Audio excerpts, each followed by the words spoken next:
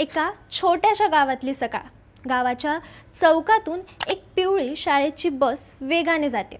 बसवर मोठ्या अक्षरात लिहिलेलं असतं इंटरनॅशनल इंग्लिश स्कूल वगैरे. बसमध्ये बसलेली मुलं टाय, शूज, स्मार्ट बॅग आणि इंग्रजीत गप्पा मारताना दिसतात. आणि त्याच वेळी गावाच्या दुसऱ्या टोकाला एक जुनी जिल्हा परिषद शाळा. अंगणात शांतता, घंटा वाजते, पण वर्गात फक्त 7-8 मुलं. भिंतीवर अजूनसुद्धा सर्व शिक्षा अभियानचं फिकट झालेलं चित्र. शिक्षक उपस्थित आहे, इमारत आहे, बाका आहे, पण विद्यार्थी मात्र नाही आहेत. आणि इथे दिसून येतो तो आपल्या शिक्षण व्यवस्थेचा उडालेला बोजवारा. नमस्कार, मी श्रुती. थोडक्यातमध्ये तुमचं स्वागत. मित्रांनो, आपण नेहमी म्हणतो भारत तरुणांचा देश आहे, पण त्या तरुणांना घडवणारी शिक्षण व्यवस्था हळूहळू 2 भागात विभागली जाते. एका बाजूला पैसे देऊन क्वालिटी एज्युकेशन घेणारा वर्ग आणि दुसऱ्या बाजूला अजूनसुद्धा सरकारी व्यवस्थेवर अवलंबून असलेला वर्ग. नुकत्याच समोर आलेल्या नीती आयोगाच्या अहवालाने एक अतिशय गंभीर वास्तव समोर आणलंय. भारतात सरकारी शाळांमधील विद्यार्थ्यांची संख्या सातत्याने कमी होते.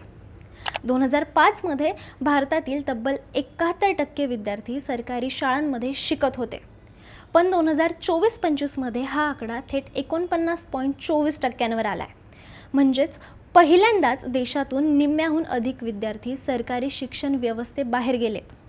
एक काळ असा होता की गावोगावी जिल्हा परिषद शाळा म्हणजे शिक्षणाचं केंद्र असायचं.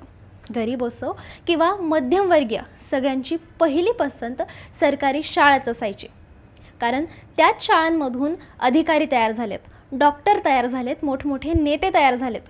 पण आता परिस्थिती बदलली आहे. प्रायव्हेट स्कूलचं जाळं इतक्या वेगाने वाढलं आहे की आज भारतातील 44%हून अधिक सेकंडरी स्कूल्स या प्रायव्हेट आहेत. आता प्रश्न पडतो की अचानक असं काय बदललं?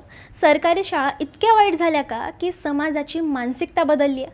खरं सांगायचं झालं तर या दोन्ही गोष्टी एकाच वेळी घडल्यात. गेल्या काही वर्षात भारतात शिक्षण ही सेवा न राहता स्पर्धा बनली आहे.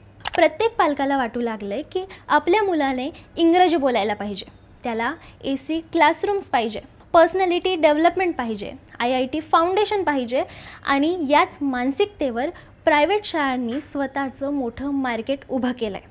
आज परिस्थिती अशी आहे की एक साधा कामगारसुद्धा आपल्या मुलाला इंग्रजी माध्यमात घालण्यासाठी कर्ज काढायला तयार आहे, कारण त्याला वाटतं सरकारी शाळेत भविष्य नाही आहे. हा विश्वास तुटणं हीच सरकारी शिक्षण व्यवस्थेची सर्वात मोठी हार आहे, असं काही तज्ज्ञ सांगतात. आणि गंमत म्हणजे अनेक सरकारी शाळांमध्ये इन्फ्रास्ट्रक्चर सुधारलं आहे, पण तरीही पालक तिकडं वळत नाही आहेत. कारण समस्या फक्त इमारतींची नाही आहे, समस्या क्वालिटी आणि परसेप्शनची आहे. नीती आयोगाच्या रिपोर्टमध्ये एक धक्कादायक आकडा दिला आहे.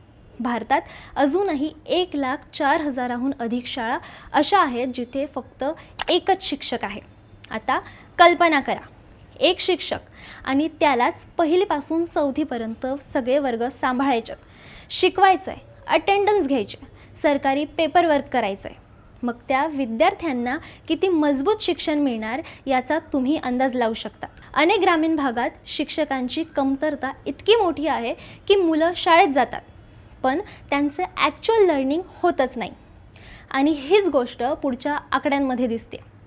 देशात एनरोलमेंट आहेत, मुलं शाळेत येतात, पण लर्निंग आउटकम्स अजूनही खूप कमजोर आहेत. काही अहवालांनुसार फक्त 27% तिसरीतील विद्यार्थ्यांनाच दुसरीचं पुस्तक व्यवस्थित वाचता येतं आणि 5वीतल्या फक्त 31% मुलांना बेसिक डिव्हिजन्स करता येतात. म्हणजे भारताने मुलांना शाळेत आणण्याचं काम केलं, पण क्वालिटी लर्निंग देण्यात अजूनसुद्धा मोठी तफावत आहे. आणखीन एक महत्त्वाचा मुद्दा म्हणजे ड्रॉपआउट्स रेट. नीती आयोगाच्या रिपोर्टनुसार प्रायमरी लेवलवर एनरोलमेंट चांगले आहेत, पण सेकंडरी आणि हायर सेकंडरी लेवलला जाताना परिस्थिती बिघडते. ग्रॉस एनरोलमेंट रेशिओ प्रायमरीमध्ये 90%पेक्षा जास्त आहे, पण हायर सेकंडरीमध्ये तो थेट 58.4% खाली येतो. म्हणजे याचा अर्थ असा की लाखो मुलं मध्येच शिक्षण सोडतात. का? कारण घरची आर्थिक परिस्थिती. मुलांना कामाला लावणं मुलींच्या सुरक्षेचा प्रश्न, क्वालिटी एज्युकेशनचा अभाव आणि करिअर गायडन्स नसणं. आणि म्हणूनच भारतासमोर आता नवीन संकट उभं राहत आहे, स्कूलिंग आणि एज्युकेशन यातला फरक. कारण मुलं शाळेत जात आहेत पण त्यांना खरंच स्किल मिळतं आहे का, हा मोठा प्रश्न आहे. महाराष्ट्रातही हे चित्र वेगळं नाही आहे. ग्रामीण भागात सेमी इंग्लिश आणि प्रायव्हेट स्कूलचा अक्षरशः स्फोट झाला आहे.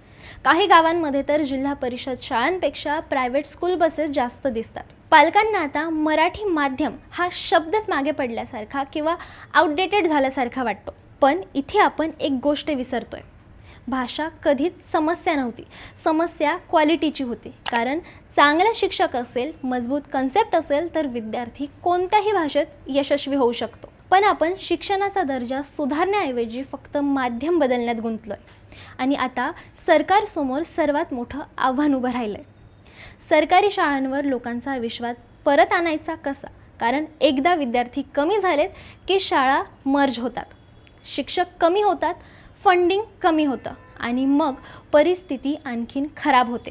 देशात तब्बल 7,993 शाळा अशा आहेत जिथे एकही विद्यार्थी नाही, म्हणजेच झिरो एनरोलमेंट स्कूल्स. पण त्या अजूनसुद्धा कागदावर सुरू आहेत. म्हणजेच इमारत आहे, खर्च आहे, पण शिक्षणच नाही आहे. आणखीन धक्कादायक म्हणजे बेसिक फॅसिलिटीजची परिस्थिती. देशात 1.19 लाख शाळांमध्ये फंक्शनल इलेक्ट्रिसिटी नाही आहे. जवळपास 98,000 शाळांमध्ये मुलींसाठी युजेबल टॉयलेट्स नाही आहेत. आणि 60,000हून अधिक शाळांमध्ये हँडवॉश फॅसिलिटीजसुद्धा नाही आहेत.